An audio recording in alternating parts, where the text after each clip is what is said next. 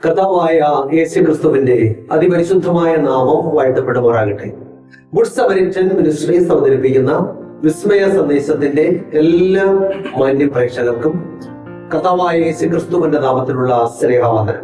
കർത്താവിൽ പ്രിയമുള്ളവരെ, വീണ്ടും നമുക്ക് ഒരു നല്ല പ്രഭാതം കാണുവാൻ, ദൈവവചനവുമായിട്ട് ഒരുമിച്ച് കണ്ടുമുട്ടുവാൻ സർവകൃപാലുമായ കർത്താവ് തന്ന ഈ നല്ല അവസരത്തിനായി ഞാൻ കർത്താവിനെ വാഴ്ത്തി സ്തുതിക്കുന്നു. ഈ ദിവസങ്ങളിൽ നാം ചിന്തിച്ചുകൊണ്ടിരിക്കുന്ന വിഷയം എന്താണ്? വീണ് കിടക്കുന്ന അടിസ്ഥാനങ്ങൾ എന്നുള്ള വിഷയമാണ്. കഴിഞ്ഞ 94 എപ്പിസോഡുകളായി നാം തുടർച്ചയായി ഈ വിഷയം ചിന്തിച്ചുകൊണ്ടിരിക്കുകയായിരുന്നു. ഇന്ന് അതിന്റെ 95ാമത്തെ എപ്പിസോഡിലേക്കാണ് നമ്മൾ കടന്നു വന്നിരിക്കുന്നത്. ഇന്നത്തെ നമ്മുടെ എപ്പിസോഡിന് ഒരു പ്രത്യേകതയുണ്ട്. നമ്മുടെ TV മിനിസ്ട്രിയുടെ സ്പോൺസർ ആയിരിക്കുന്ന ബഹുമാനമുള്ള പേരകത്ത് ചെറിയൻസ് കറിയാസ നമ്മോടൊപ്പം ഉണ്ട്. ഇന്ന് അദ്ദേഹമായിരിക്കും ഇന്നത്തെ എപ്പിസോഡിന് പ്രധാനമായിട്ട് നേതൃത്വം നൽകുന്നത്. അദ്ദേഹം ചില വിലപ്പെട്ട ദൈവവചന ആലോചനകൾ നമ്മോട് അറിയിക്കും. പ്രിയ സാറിന് ഞാൻ പ്രത്യേകം സ്നേഹവചനം അറിയിക്കുന്നു. ഇന്ന് നാം ചിന്തിക്കുന്നത് വിഷയം ദൈവം മാറാത്തവൻ, ദൈവവചനവും മാറാത്തവൻ. ദൈവം മാറാത്തവൻ, ദൈവവചനം മാറാത്തവൻ. ഈ വിഷയത്തെ ആസ്പദമാക്കിയാണ് നാം ഇന്ന് ചിന്തിക്കുവാനായിട്ട് ആഗ്രഹിക്കുന്നത്. ഞാൻ സാറിനോട് ചില ചോദ്യങ്ങൾ ചോദിക്കുകയും അതിന് സാറ് ചില ഉത്തരങ്ങൾ നമുക്ക് നൽകുകയും ചെയ്യും. ഒന്നാമത്തെ ചോദ്യം, ഇന്നത്തെ ലോകത്തിലേക്ക് നാം നോക്കുമ്പോൾ ദൈവവചനത്തിലെ പല പ്രധാനപ്പെട്ട കാര്യങ്ങൾ നമ്മൾ മറ്റുള്ളവരുമായിട്ട് സംസാരിക്കുമ്പോൾ ആളുകൾ പറയാറുള്ള ഒരു വാചകം ഇങ്ങനെയാണ്: അത് മാറി, അത് നീങ്ങിപ്പോയി, അത് ഇപ്പോൾ നമുക്കുള്ളതല്ല എന്നൊക്കെയുള്ള സംസാരങ്ങളാണ് കേൾക്കാറുള്ളത്. ഇത് എത്രമാത്രം ശരിയാണ് എന്നാണ് ഞാൻ സാറിനോട് ആദ്യമായിട്ട് ചോദിക്കുന്നത്. അടിസ്ഥാനപരമായിട്ട് ചില കാര്യങ്ങളൊക്കെ നമ്മൾ വിശ്വസിക്കേണ്ടതായിട്ടുണ്ട്. അടിസ്ഥാനം ഇടാതെ യാതൊന്നും പണിയാൻ തക്കണം സാധ്യമല്ല. ഒരു വീട് പണിയണമെന്ന നിലയിൽ ആദ്യം അടിസ്ഥാനം ഇടും. അങ്ങനെ എല്ലാ കാര്യങ്ങളും അടിസ്ഥാനത്തിന്മേൽ വേണം പണിയാൻ. അടിസ്ഥാനം ഇല്ലാതെ പോയാൽ പണി തകരാറായി വീണുപോകും. അതുകൊണ്ട് ഇന്ന് നമ്മൾ ചിന്തിക്കാൻ പോകുന്നത് മാറാത്തവനായ ദൈവം എന്നുള്ള കാര്യം എല്ലാവരും വിശ്വസിക്കണം. ദൈവത്തിന് മാറ്റമില്ല, ദൈവം മാറാത്തവൻ എന്നാണ് ദൈവം പറയുന്നത്. അതുകൊണ്ട് നമുക്ക് തിരുവചനത്തിലേക്ക് പോകാം, വേദപുസ്തകത്തിലേക്ക് പോകാം. മലാക്കിയുടെ പുസ്തകം 3-ാമത്തെ അധ്യായത്തിന്റെ 6-ാമത്തെ വാക്യം വായിക്കാം. മലാക്കി പ്രവചനം 3-ാം അധ്യായം 6-ാമത്തെ വാക്യം. അവിടെ നാം ഇങ്ങനെ വായിക്കുന്നു: യഹോവയായ ഞാൻ മാറാത്തവനാണ്, അതുകൊണ്ട് യാക്കോബിന്റെ പുത്രന്മാരെ നിങ്ങൾ മുടിഞ്ഞു പോകാതിരിക്കുന്നു. ദൈവം മാറിയാൽ എന്തോ പറ്റും? നമ്മൾ മുടിഞ്ഞു പോകും. മുഴുവൻ വാചകം വായിക്കണമല്ലോ. അതെ, തീർച്ചയായിട്ടും. അവിടെ പറഞ്ഞിരിക്കുന്നത് യഹോവയായ ഞാൻ മാറാത്തവൻ, അതുകൊണ്ട് യാക്കോബിൻ പുത്രന്മാരെ നിങ്ങൾ മുടിഞ്ഞു പോകാതിരിക്കുന്നു എന്ന് പറഞ്ഞാല് അതിനകത്ത് തന്നെ മനസ്സിലാക്കാവുന്നൊരു കാര്യമുണ്ട്. ദൈവം മാറിപ്പോയാൽ, ദൈവം മാറുന്നവരാണെങ്കിൽ നമുക്ക് ഒരു കാര്യത്തിലും നിലപാടില്ല എന്നുള്ളതാണ്, അല്ലേ? അതന്നെ. അപ്പോൾ ദൈവം മാറാത്തവൻ എന്ന് ദൈവം തന്നെ സാക്ഷ്യം പറയുമ്പോൾ മനുഷ്യൻ ദൈവം മാറുന്നവനാണെന്നോ അല്ലെങ്കിൽ തിരുവചനത്തിലുള്ള കാര്യങ്ങൾ ആരെങ്കിലും മാറ്റിയിട്ടുണ്ടെങ്കിൽ അത് മാറ്റിയതായിട്ട് വിശ്വസിക്കുകയും ചെയ്താൽ തകരാറാണ്. കാര്യം എന്നറിയാമോ? ദൈവം പറയുന്നത് ഞാൻ മാറാത്തവനെന്ന് പറയുന്നു. അപ്പൊ മാറിയെന്ന് ആരെങ്കിലും എന്തെങ്കിലും സ്ഥാപിച്ചിട്ടുണ്ടെങ്കിൽ അത് നമ്മൾ വിശ്വസിക്കുന്നില്ല, എന്തായി? തകരാറായി. ദൈവത്തിന് വിരോധമായി ഉള്ള സാക്ഷ്യം വിശ്വസിക്കും എന്ന് വരും. അതെ. അതുകൊണ്ട് അടിസ്ഥാനപരമായിട്ട് നമ്മൾ മനസ്സിലാക്കിയിരിക്കേണ്ട ഒരു കാര്യമുണ്ട്: ദൈവം മാറാത്തവൻ. അത് ദൈവം തന്നെ പറയുകയാണ്, യഹോവയായ ഞാൻ മാറാത്തവൻ, അല്ലേ? അപ്പൊ മാറ്റം ആർക്കും ആവശ്യം? ദൈവത്തിനല്ല, നമുക്ക് ആ മാറ്റം ആവശ്യം, അല്ലേ? കള്ളുകുടിയനാണെങ്കിൽ അവൻ മാറി കള്ളു കുടിക്കാത്തവനായി തീരുന്നു. അല്ലെങ്കിൽ മോഷണിക്കാനാണെങ്കിൽ അവന് മാനസാന്തരം ഉണ്ടായിട്ട് അവൻ മോഷണം നിർത്തി അവന് മാറ്റം ഉണ്ടാകും. ദൈവത്തിന് മാറ്റം ആവശ്യമില്ല, അല്ലേ? മാറ്റം ആർക്കും ആവശ്യം? മനുഷ്യനാണ്. ഓക്കെ, ഈ കാര്യം നമ്മൾ വളരെ ഉറപ്പിക്കാൻ പോവുകയാണ്. കാര്യം ഇത് വിശ്വസിക്കാത്തത് കൊണ്ടാണ് ഇന്ന് ആത്മീയ ലോകത്തിൽ പല തകരാറുകളും കാണുന്നത്. ഈ മാറിയിരിക്കുന്നുള്ളതിന്റെ ഉദാഹരണങ്ങളൊക്കെ നമ്മൾ നോക്കുന്നതായിരിക്കും. അപ്പോഴ് യഹോവയായ ഞാൻ മാറാത്തവൻ എന്നുള്ളത് അടിസ്ഥാനപരമായ ഒരു തത്വമാണ്. ഇന്ന് പല ആളുകളും അത് വിശ്വസിക്കുന്നു ഇല്ലയോ എന്ന് എനിക്ക് അറിഞ്ഞൂടാ. എന്നാൽ നമ്മൾ ലോകത്തിലേക്ക് നോക്കുമ്പോൾ യഹോവയെ മാറ്റിയിരിക്കുന്നുവോ എന്ന് തോന്നിപ്പോകും, അല്ലേ? മാറാത്തവൻ എന്ന് പറഞ്ഞാല് ഞാൻ പറഞ്ഞല്ലോ, ഒരു സ്വഭാവത്തിന് മാറ്റം വന്നാൽ അതങ്ങനെ ആകാം. ഇനി ഞാൻ സാറിന്റെ അടുക്കല് വരികയാണ്, സാറിന്റെ വീട്ടിൽ ജോലി വന്നതുകൊണ്ടോ എന്ന് പറയാന്ന്, ഇവിടെ ജോലി കാവൽക്കാരനായിട്ടൊരു ജോലിയുണ്ട്. അപ്പോഴ് ഞാൻ ചോദിക്കുക ശമ്പളം എന്തുവാ? സാറ് പറയാ അത് ഒരു മാസം 30,000 രൂപ തന്നേക്കാം എന്ന് പറയുന്നത് കേട്ടു. അപ്പോഴ് ഞാൻ ശമ്പളം മേടിക്കുമ്പോൾ 30,000 ഇല്ല, 25,000 ഉള്ളൂ. പിന്നെ ഞാൻ സാറിനോട് ചോദിക്കുക എന്താ സാറേ 30,000 തരാന്ന് പറഞ്ഞിട്ട് 25 ഉള്ളല്ലോ എന്ന് പറയുമ്പോൾ അത്രേ ഉള്ളൂ എന്ന് പറഞ്ഞാൽ എന്റെ അർത്ഥം എന്താ? സാറ് പറഞ്ഞ വാക്ക് മാറി എന്നുള്ളതാണ്, അല്ലേ? 30 എന്ന് പറഞ്ഞു, പിന്നെ 25 കൊടുത്തോളൂ. അതിന്റെ അർത്ഥം എന്താണ്? വാക്ക് മാറി, അല്ലേ? അപ്പൊ ഇവിടെ പറയുന്നതിന്റെ അർത്ഥം എന്നാന്ന് ചോദിച്ചാൽ യഹോവയായ ഞാൻ മാറാത്തവൻ എന്ന് പറഞ്ഞാൽ ഒരു പ്രാവശ്യം ദൈവം എന്തെങ്കിലും പറഞ്ഞാൽ പിന്നെ അതിന് മാറ്റമില്ല. ആ വാക്യങ്ങളോട് നമ്മൾ വായിക്കുന്നതായിരിക്കും, അല്ലേ? ദൈവം സ്നേഹമുള്ള ദൈവം. ഇനി ഞാൻ കരുണ കാണിക്കുന്നില്ല, സ്നേഹം കാണിക്കുന്നില്ല എന്ന് പറഞ്ഞാലോ നമ്മുടെ കാര്യങ്ങളോടെ അവസാനിച്ചു. അതുകൊണ്ടാണ് പറയുന്നത് യഹോവയായ ഞാൻ മാറാത്തവൻ എന്ന് പറയുന്നത്. ഇനി നോക്കാം, തിരുവചനത്തിൽ പിന്നെയും നമുക്ക് കാണുവാൻ എന്തൊക്കെ സാധിക്കുന്നു. യഹോവ മാറത്തില്ല എന്നുള്ള കാര്യം കാണും. അതുകൊണ്ട് എബ്രായർക്ക് എഴുതിയ ലേഖനം 13-ാമത്തെ അധ്യായത്തിന്റെ 8-ാമത്തെ വാക്യം വായിക്കാം. തിരുവഴുത്തിലെ എബ്രായ ലേഖനം അതിന്റെ 13-ാം അധ്യായം 8-ാമത്തെ വാക്യം. അവിടെ നാം ഇങ്ങനെ വായിക്കുന്നു: യേശു ക്രിസ്തു ഇന്നലെയും ഇന്നും എന്നേക്കും അനന്യൻ തന്നെ. കർത്താവായ യേശു ക്രിസ്തു ഇന്നലെ എന്ന് പറഞ്ഞാൽ എന്റെ അർത്ഥം എന്താ? പാസ്റ്റ് ടെൻസിൽ, കഴിഞ്ഞ കാല നിത്യതയെന്ന് പറയാൻ, അതെ, അല്ലേ? ഇന്നെന്ന് പറഞ്ഞാലോ വർത്തമാനകാലം. ഇന്ന് എന്നേക്കെന്ന് പറഞ്ഞാൽ ഇനി വരാനുള്ള നിത്യത എന്നർത്ഥം, അല്ലേ? അപ്പൊ കർത്താവായ യേശു ക്രിസ്തു കഴിഞ്ഞ കാല നിത്യതയിലും ഇപ്പോൾ ഇനിയും വരാനുള്ള നിത്യതയോളം കർത്താവായ യേശു ക്രിസ്തുവിന് യാതൊരു മാറ്റവും ഇല്ല എന്നർത്ഥം. എന്നാൽ ക്രിസ്തീയ ലോകം അങ്ങനെ വിശ്വസിക്കുന്നുണ്ടോ? ഇല്ല, വിശ്വസിക്കുന്നില്ല, അല്ലേ? കർത്താവായ യേശു ക്രിസ്തുവിനെ സാർ ഇന്ന് കണ്ടുമുട്ടുന്നു നോക്കിയില്ല. 2000 വർഷം കർത്താവായ യേശു ക്രിസ്തു ഇവിടെ ഉണ്ടായിരുന്നപ്പോ എന്ത് പറഞ്ഞു? അത് തന്നെ ഇന്നും പറയാം. അപ്പൊ നമുക്ക് മനസ്സിലാകുന്ന ഒരു കാര്യമുണ്ട്. എന്താണ്? കർത്താവായ യേശു ക്രിസ്തു മാറാത്തവൻ. ഇതങ്ങ് വിശ്വസിക്കണം. യഹോവയായ ഞാൻ മാറാത്തവനെന്ന് ദൈവം പറയുമ്പോൾ സർവ്വജനവും ആമേൻ എന്ന് പറയണം, അല്ലേ? അത് നമ്മുടെ അവകാശമാണ്. ഇനി മുന്നോട്ട് പോകാം. 2 കൊരിന്ത്യർക്ക് എഴുതിയ ലേഖനം 1:19. അപ്പോസ്തലനായ പൗലോസ് കൊരിന്ത്യർക്ക് എഴുതിയ 2-ാം ലേഖനം അതിന്റെ 1-ാം അധ്യായം 19-ാമത്തെ വാക്യം. ഞാനും സിൽവാനോസും തിമോഥെയോസും നിങ്ങളുടെ ഇടയിൽ പ്രസംഗിച്ച ദൈവപുത്രനായ യേശു ക്രിസ്തു ഒരിക്കൽ ഉവ്വ് എന്നും മറ്റൊരിക്കൽ ഇല്ല എന്നും ആയിരുന്നില്ല. അതന്നെ, കർത്താവായ യേശു ക്രിസ്തു ഒരിക്കൽ ഒരു കാര്യത്തെ പറ്റി ഉവ്വെന്ന് പറഞ്ഞാൽ പിന്നെ ഒരിക്കൽ പോലും ഇല്ല എന്ന് പറയത്തില്ല. അതെ, അതുകൊണ്ടാണ് പറയുന്നത് എന്തോ യഹോവയായ ഞാൻ മാറാത്തവൻ. കർത്താവായ യേശു ക്രിസ്തു മാറാത്തവൻ.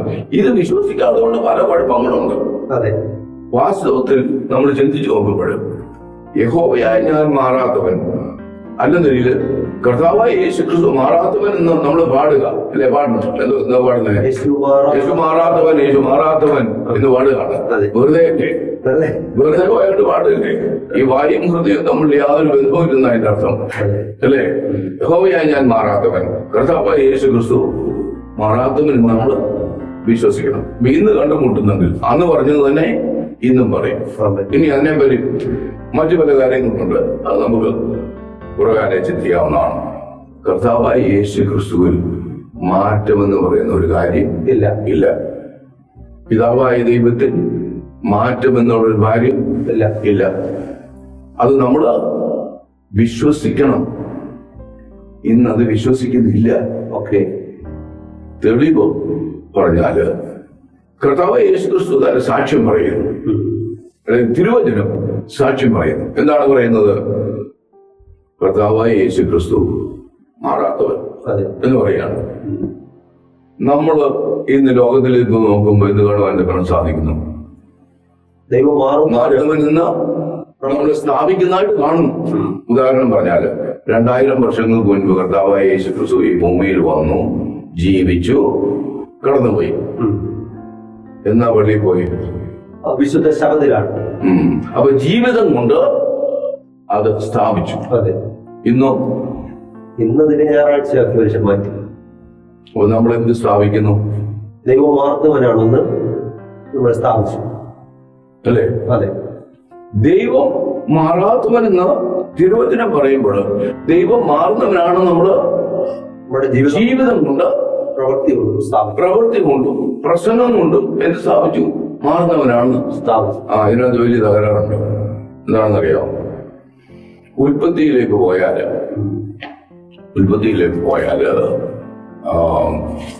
ദൈവം ആദാമിനോടും ഹവ്വായോടും പറയുകയാണ്, നീ ഈ തോട്ടത്തിന് നടുവിൽ നിൽക്കുന്ന വൃക്ഷഫലം തിന്നുന്ന നാളിൽ നീ മരിക്കും എന്ന് പറഞ്ഞു. അപ്പൊ കുറച്ചു കഴിഞ്ഞപ്പം ആര് വന്നു? സാത്താന്മാർ എന്ത് പറഞ്ഞു? നിങ്ങൾ മരിക്കയില്ല നിശ്ചയം എന്ന് പറഞ്ഞു. ദൈവം എന്ന് പറഞ്ഞു? മരിക്കും. സാത്താൻ എന്ന് പറഞ്ഞു? മരിക്കയില്ല. ഹവ്വ ആരെ വിശ്വസിച്ചു? സാത്താനെ വിശ്വസിച്ചു. അതാണ് ഈ ഭൂമിയിൽ പാപമായിട്ട് ഉടലെടുക്കുന്നത്. ഈ ഭൂമിയിൽ പാപം ഉടലെടുക്കുന്നത് അവിടെയാണ്, അവിശ്വാസം. അപ്പൊ നമ്മളൊരു കാര്യം മനസ്സിലാക്കി. എന്താണ്? ദൈവത്തെ അവിശ്വസിക്കുന്നതാണ് അടിസ്ഥാനപരമായിട്ടും പാപം നമ്മൾ സ്ഥാപിക്കുകയാണ്. ദൈവം പറഞ്ഞതിന് നേരെ വിപരീതം പിശാച് പറഞ്ഞു, അത് മനുഷ്യൻ വിശ്വസിച്ചു, അതാണ് പാപമായി തീർക്കുന്നത്. ഇന്ന് കാണുന്ന ക്യാൻസർ ആയാലും ഭൂകമ്പമായാലും കൊടുങ്കാറ്റായാലും എന്തോന്നായാലും ശരി, ഇതിന്റെയൊക്കെ ഉത്ഭവം എവിടെയാണ്? അത് നമ്മൾ ചിന്തിക്കും, ഈ വലിയ കുറ്റമൊന്നും ചെയ്തില്ലല്ലോ, അല്ലേ? കൊലപാതകം ചെയ്തോ? ഇല്ല. വ്യഭിചാരം ചെയ്തോ? ഇല്ല. വിഗ്രഹാരാധന നടത്തിയോ? ഇല്ല. പിന്നെ ചെയ്ത ഒരു കാര്യമേ ഉള്ളൂ. എന്താ ഒരു കാര്യം ചെയ്തത്? അവിശ്വസിച്ചു. അപ്പൊ അവിശ്വാസം പാപമാണ്. ഒരു കാര്യം ചെയ്യാം, വേദപുസ്തകത്തിൽ വായിക്കാം. ഓക്കെ. യോഹന്നാന്റെ സുവിശേഷം 16-ാമത്തെ അധ്യായത്തിന്റെ 9-ാമത്തെ വാക്യം വായിക്കാം. യോഹന്നാന്റെ സുവിശേഷം 16-ാം അധ്യായം 9-ാമത്തെ വാക്യം. അവിടെ നാം ഇങ്ങനെ വായിക്കുന്നു, അവർ എന്നിൽ വിശ്വസിക്കായ്ക കൊണ്ട് പാപത്തെ കുറിച്ചു. പാപത്തിന്റെ നിർവചനം എന്താണ്? ദൈവത്തിൽ വിശ്വസിക്കാത്തതാണ് പാപം. ആര് നിർവചിച്ചു? കർത്താവായ യേശുക്രിസ്തു. കർത്താവായ യേശുക്രിസ്തു പാപത്തെ നിർവചിച്ചു. എന്താണ് പറഞ്ഞത്? അവർ എന്നിൽ വിശ്വസിക്കായികയാൽ പാപത്തെ കുറിച്ചും. അപ്പൊ പാപത്തിന്റെ നിർവചനം എന്തുവാ? ദൈവത്തെ വിശ്വസിക്കാതിരിക്കുന്നതാണ് അടിസ്ഥാനപരമായിട്ടും പാപം. ഇവിടെ ദൈവം എന്ന് പറയുന്നു, യഹോവയായ ഞാൻ മാറാത്തവൻ. ഇത് നീ ഏത് കാരനായാലും ശരി, നീ സ്വന്തം അഡ്വന്റിസ്റ്റുകാരനായാലും ശരി, മർത്തോമാക്കാരനായാലും ശരി, യാക്കോബക്കാരനായാലും ശരി, എന്തോ ആയിരുന്നാലും നീ ഏത് മനുഷ്യനായിരുന്നാലും ശരി, അടിസ്ഥാനപരമായിട്ടൊരു കാര്യമുണ്ട്. എന്താണ് ഒരു കാര്യമുള്ളത്? യഹോവയായ ഞാൻ മാറാത്തവൻ എന്ന് വിശ്വസിക്കണം. കർത്താവായ യേശുക്രിസ്തു ഇന്നലെയും ഇന്നും എന്നും മാറാത്തവനെന്ന് ദൈവം പറഞ്ഞിരിക്കുന്നതുകൊണ്ട് അതുപോലെ വിശ്വസിച്ചോണം. അതിന് വിപരീതമായി നീ വിശ്വസിച്ചാൽ എന്തായി തീർന്നു? നീ പാപിയായി തീർന്നു. ഇന്ന് ലോകം ഇത് മനസ്സിലാക്കുന്നില്ല. അതുകൊണ്ട് എന്തായിരിക്കുന്നു? വായിക്കാം. 1 യോഹന്നാൻ 5:19. യോഹന്നാന്റെ 1-ാം ലേഖനം 5-ാം അധ്യായം അതിന്റെ 19-ാമത്തെ വാക്യം. നാം ദൈവത്തിൽ നിന്നുള്ളവർ എന്ന് നാം അറിയുന്നു, സർവ്വലോകവും ദുഷ്ടന്റെ അധീനതയിൽ കിടക്കും. എത്ര ലോകം? സർവ്വലോകവും. എങ്ങനെ? എന്തുകൊണ്ട്? അവിശ്വാസം കൊണ്ടാണ് പാപം ഉത്ഭവിച്ചത്. ഇന്നും അങ്ങനെ തന്നെ കിടക്കുന്നു എന്നാണ് പറയുന്നത്. ഒരു കാര്യം കൂടെ നോക്കാം. വെളിപ്പാട് പുസ്തകം 12:9 കൂടെ വായിക്കും. വെളിപ്പാട് പ്രവചനം അതിന്റെ 12-ാം അധ്യായം 9-ാമത്തെ വാക്യം. ഭൂതലത്തെ മുഴുവൻ തെറ്റിച്ചു കളയുന്ന പിശാചും സാത്താനും എന്ന മഹാസർപ്പമായ പഴയ പാമ്പിനെ ഭൂമിയിലേക്ക് തള്ളിക്കളഞ്ഞു. അവന്റെ ദൂതന്മാരെ അവനോടുകൂടെ തള്ളിക്കളഞ്ഞു. എന്തോ എങ്ങനെ വായിക്കാൻ തുടങ്ങിയത്? ഭൂതലത്തെ മുഴുവനും തെറ്റിച്ചു കളയുന്ന. അപ്പൊ ഇന്നും അങ്ങനെ തന്നെ കിടക്കല്ലേ? അതെ. കാരണം ദൈവത്തെ വിശ്വസിക്കുന്നില്ല. അതെ, അങ്ങനെയാണ്. അതുകൊണ്ടാണ് ദൈവത്തെ വിശ്വസിക്കാത്തതാണ് പാപം എന്ന് പറയുന്നത്. അങ്ങനെ ദൈവത്തെ വിശ്വസിക്കാതെ ഇന്നും അപ്പൊ ഒരുവൻ ദൈവം പറയുന്നത് വിശ്വസിക്കുന്നില്ലെങ്കിൽ അവനത് പാപമായി മാറുന്നു. ദൈവം എന്ന് പറയുന്നു, യഹോവയായ ഞാൻ മാറാത്തവൻ, കർത്താവായ യേശു ക്രിസ്തു ഇന്നലെയും ഇന്നും എന്നേക്കും അനന്യൻ തന്നെ, ഒരിക്കലും ഓന്നും പിന്നെ ഇല്ല എന്നുമില്ല. ഓക്കെ, യാക്കോബിന്റെ ലേഖനം 1-ാമത്തെ അധ്യായത്തിന്റെ 17-ാമത്തെ വാക്യം വായിക്കണം. 17-ാമത്തെ വാക്യം അവിടെ ഇങ്ങനെ വായിക്കുന്നു: എല്ലാ നല്ല ദാനവും തികഞ്ഞ വരമൊക്കെയും ഉയരത്തിൽ നിന്ന് വെളിച്ചങ്ങളുടെ പിതാവിങ്കൽ നിന്ന് ഇറങ്ങി വരുന്നു. അവന് വികാരമോ ഗതിഭേദത്താലുള്ള ഇല്ല, അല്ലേ? Not even a shadow of change in God. അപ്പൊ ദൈവം അങ്ങനെ പറയുമ്പോൾ നമ്മള് അതുപോലെ തന്നെ വിശ്വസിക്കണം. അപ്പൊ നമ്മള് എത്ര വാക്യം വായിച്ചു? ഇപ്പം 3 വാക്യം വായിച്ചു. മലാഖി 3:6 എന്താണ്? യഹോവയായ ഞാൻ ദൈവത്തിന്റെ സാക്ഷ്യം പറയേണ്ടത്. നമ്മള് ദൈവത്തിന്റെ സാക്ഷ്യം പറയേണ്ടത്. ദൈവം തന്നെ സംസാരിക്കേണ്ടത്, ദൈവത്തിന്റെ കാര്യങ്ങൾ പറയേണ്ടത്, അല്ലേ? യഹോവയായ ഞാൻ മാറാത്തവൻ, കർത്താവായ യേശു ക്രിസ്തു ഇന്നലെയും ഇന്നും എന്നേക്കും അനന്യൻ തന്നെ. കർത്താവായ യേശു ക്രിസ്തു മാറാത്തവൻ, അതെ, അല്ലേ? പിന്നെ ഒരിക്കലും ഒന്നും പിന്നെ ഇല്ല എന്നും ആയിരുന്നില്ല. ഇവിടെ പറയുന്നു എന്ത്? പിതാവ് ഒരിക്കലും ഗതിഭേദത്താലുള്ള ആച്ഛാദനമില്ല, യാതൊന്നും ഇല്ല. മാറ്റത്തിന്റെ യാതൊരു കാര്യവും ഇല്ല. ദൈവവും മാറ്റവുമായിട്ട് ഒരു ബന്ധവും ഇല്ല എന്ന് അടിസ്ഥാനപരമായിട്ട് ഒരു മനുഷ്യൻ വിശ്വസിക്കുന്നെങ്കിൽ അവന്റെ ആത്മീയ യാത്ര തുടങ്ങി മുന്നോട്ട് പോകാൻ സാധിക്കുന്നു. ദൈവം മാറാത്തവനാണെങ്കിൽ ദൈവത്തിന്റെ വചനവും മാറാത്തതായിരിക്കും. ദൈവവചനം മാറുമോ? ഇല്ല. യെശയ്യാ പ്രവചനം എടുക്കണേ. യെശയ്യാ പ്രവചനം 40-ാമത്തെ അധ്യായത്തിന്റെ 8. നമ്മൾ അടിസ്ഥാനം ഇടുക. ചില കാര്യങ്ങളൊക്കെ ചിന്തിക്കാൻ പോകുന്നതിന്റെ അടിസ്ഥാനം ഇന്നിടുക. ഓക്കെ, യെശയ്യാ പ്രവചനം 40-ാം അധ്യായം അതിന്റെ 8-ാമത്തെ വാക്യം അവിടെ നാം വായിക്കുന്നു: പുല്ലുണങ്ങുന്നു, പൂവാടുന്നു, നമ്മുടെ ദൈവത്തിന്റെ വചനമോ എന്നേക്കും നിലനിൽക്കുന്നത്. എന്ന് മനസ്സിലായി? ദൈവത്തിന്റെ വചനവും മാറാത്തതാണ്. ദൈവം മാറാത്തത് കൊണ്ട് ദൈവത്തിന്റെ വചനവും മാറാത്ത, അല്ലേ? അവിടെ വായിച്ച ഒരു പ്രാവശ്യം കൂടെ. പുല്ലുണങ്ങുന്നു എന്ന് പറഞ്ഞാൽ എന്താ? എന്ന് പറഞ്ഞാൽ ഭൂമിയിൽ കാണുന്ന പൂ വാടുന്നു, അല്ലേ? പുല്ല് ഉണങ്ങുന്നു, പൂ വാടുന്നു പറഞ്ഞാൽ കണ്ടെന്താ? ഇത് പുല്ലും പൂവാന്നോ? അല്ല. പിന്നെന്താണ്? നമ്മുടെ ചുറ്റുപാടിനെ സൂചിപ്പിക്കുന്നു. പുല്ലെന്നും പൂവെന്നും പറയുന്നു. എന്ന് പറഞ്ഞാല് നമ്മുടെ ചുറ്റുപാടുമുള്ള സകല കാര്യങ്ങളും മാറുന്നു എന്നിരിക്കട്ടെ. ദൈവത്തിന്റെ വചനത്തിന് ഒരു ഇതങ്ങ് വിശ്വസിക്കണം. ഈ അടിസ്ഥാന തത്വം വിശ്വസിക്കാതെ ഒരാത്മീയ യാത്ര അസാധ്യമാണ് എന്നുള്ള കാര്യം നമ്മൾ ഉറപ്പിക്കുകയാണ് ഇവിടെ. എന്ന് പറയുന്നു, അല്ലേ? ദൈവം മാറാത്തവൻ, ദൈവവചനവും മാറാത്തത്. ഇനിയും പോകാം. മർക്കോസിന്റെ സുവിശേഷം 13-ാമത്തെ അധ്യായത്തിന്റെ 31-ാമത്തെ വാക്യം വായിക്കാം. മർക്കോസിന്റെ സുവിശേഷം 13-ാം അധ്യായം അതിന്റെ 31-ാമത്തെ വാക്യം: ആകാശവും ഭൂമിയും ഒഴിഞ്ഞു പോകും, എന്റെ വചനങ്ങളോ ഒഴിഞ്ഞു പോകില്ല. ആകാശമുണ്ടോ? ഉണ്ട്. കാലിന്റെ കീഴെ ഭൂമിയുണ്ടോ? ഭൂമിയുണ്ട്. അതിന്റെ അർത്ഥം തന്നെ ആകാശഭൂമി ഇന്നിവിടെ ഉണ്ട്. അതുകൊണ്ട് ദൈവത്തിന്റെ വചനവും ഇവിടെ ഉണ്ട്. അതുപോലെയുണ്ട്. മാറിയിട്ടുണ്ടോ? ഇല്ല, അല്ലേ? ആകാശവും ഭൂമിയും ഒഴിഞ്ഞു പോകും, എന്നിരുന്നാലും എന്റെ വചനത്തിൽ നിന്ന് യാതൊരു കാര്യവും മാറുന്നില്ല എന്ന് ദൈവം പറയുമ്പോൾ നമ്മൾ അതുപോലെ തന്നെ വിശ്വസിക്കണം. ഈ അടുത്ത് വായിക്കാൻ പോകുന്നതാണ് ഈ പാഠത്തിൽ എനിക്ക് ഏറ്റവും ഇഷ്ടമുള്ള വേദഭാഗം. മറ്റേതൊക്കെ ഇല്ലെന്നില്ല, എന്നാലും ഇത് കുറച്ചും കൂടെ എന്റെ ഉള്ളില് ഇങ്ങോട്ട് എന്തോ ഒരു ഫീലിംഗ്. ഓക്കെ, സങ്കീർത്തനം 89 89:34-35.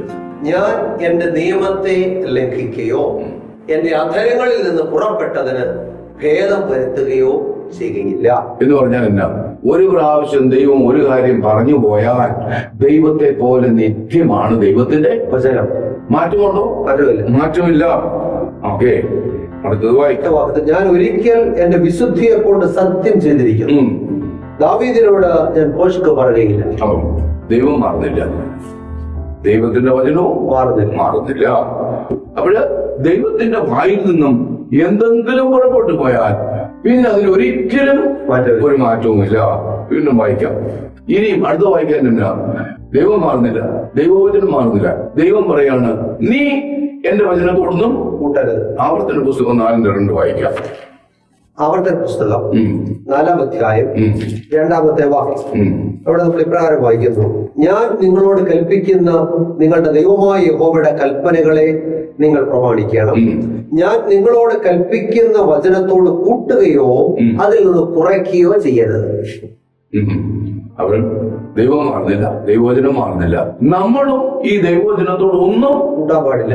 തന്നിരിക്കുന്നത് അതുപോലെ തന്നെ വിശ്വസിക്കേണ്ടതാകുന്നു. സദൃശവാക്യം 30:6 വായിക്കാം.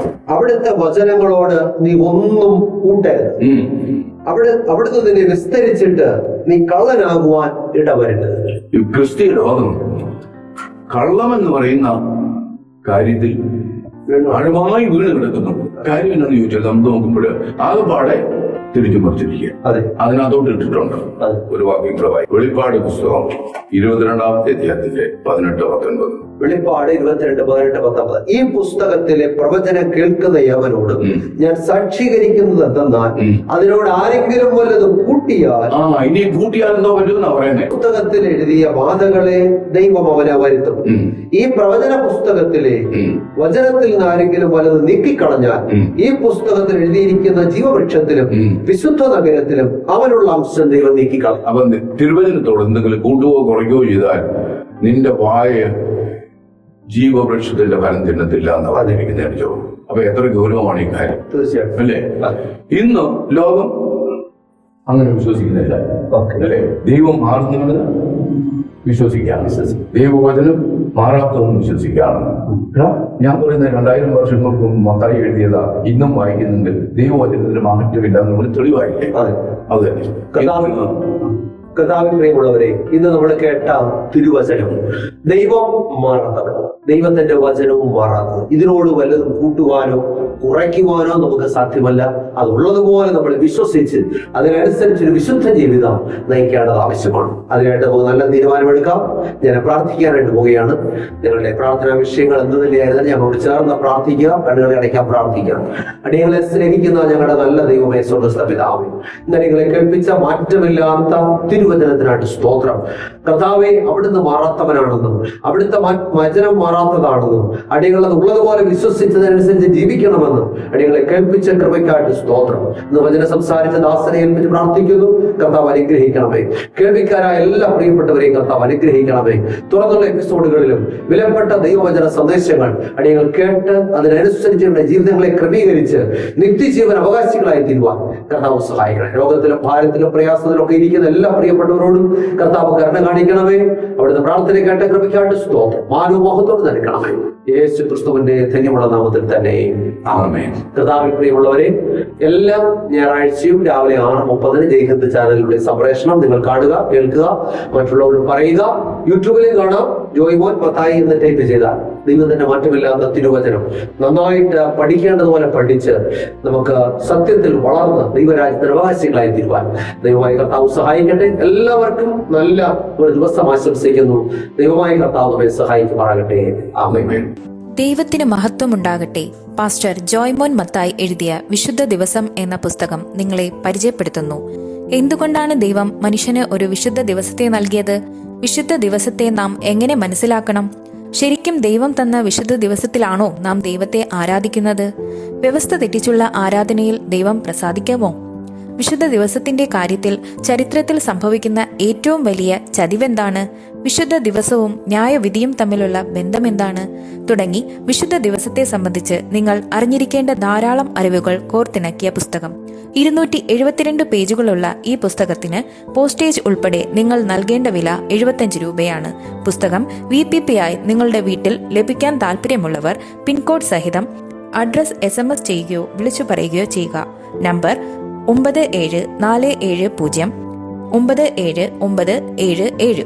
ശ്രീ പേരകത്ത് ചെറിയാൻസ്കറിയ എഴുതിയ ഒരു ഉത്തമ ഗ്രന്ഥം ഞങ്ങൾ അവതരിപ്പിക്കുന്നു. ഇത് തിരുവചന സത്യം. ക്രൈസ്തവ ലോകത്ത് പരക്കെ പ്രചരിക്കുന്ന അബദ്ധ ഉപദേശങ്ങളും സംശയങ്ങളും വചന അടിസ്ഥാനത്തിൽ ദൂരീകരിക്കുന്ന ഒരു ഗ്രന്ഥമാണിത്. ദൈവത്തിന്റെ അരുളപ്പാടുകൾ സാർവത്രികമാണെന്നും അത് നിത്യമാണെന്നും ലളിതമായും യുക്തിഭദ്രമായും അവതരിപ്പിക്കുന്ന ഈ ഗ്രന്ഥത്തിന് 130 രൂപയാണ് വില. എന്നാൽ ഞങ്ങളിത് തികച്ചും സൗജന്യമായി നിങ്ങൾക്ക് അയച്ചു തരുന്നു. നിങ്ങളുടെ പൂർണ്ണമായ മേൽവിലാസം ഇനി പറയുന്ന നമ്പറിൽ SMS ചെയ്യുക. നമ്പർ 9847906636. പ്രവചന ശബ്ദം ക്രൈസ്തവ കുടുംബമാസിക. തിരുവചനത്തിലെ കാണാപ്പുറങ്ങൾ നമുക്ക് കാട്ടിത്തരുന്ന ഉത്തമ ക്രൈസ്തവ കുടുംബ മാസിക. സമകാലിക സംഭവങ്ങൾ, ആരോഗ്യ ശാസ്ത്രം,